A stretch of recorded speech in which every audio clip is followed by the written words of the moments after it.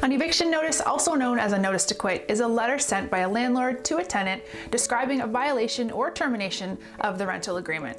Upon receiving, the tenant will have a specified number of days to either comply or vacate the property. Accordingly, a curable notice allows the tenant to make right or cure the issue. An incurable notice requires the tenant to vacate the property by a specific date.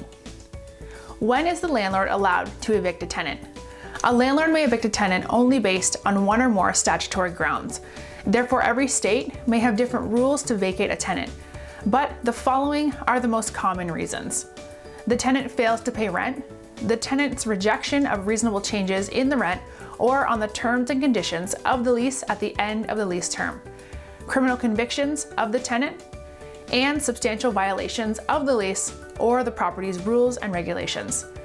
However, a residential tenant cannot be evicted unless the tenant breaches one of the specified statutory grounds for eviction under the state law. Most states require a residential landlord to serve the tenant with a written notice to quit before commencing the eviction action.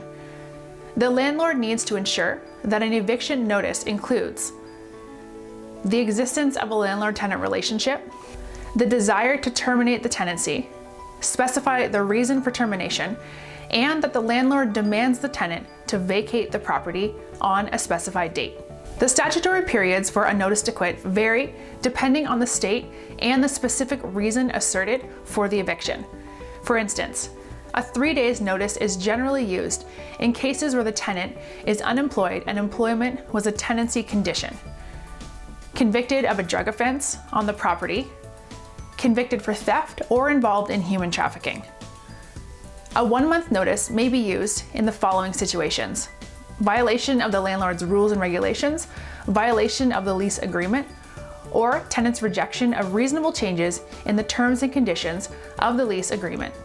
A 2-month notice to quit may be used in the following situations: the landlord wishes to terminate a month-to-month tenancy, or the landlord needs to personally occupy the premise. Timing requirements will always depend on state law. Therefore, time periods might be different in every state. How can I deliver a notice to quit?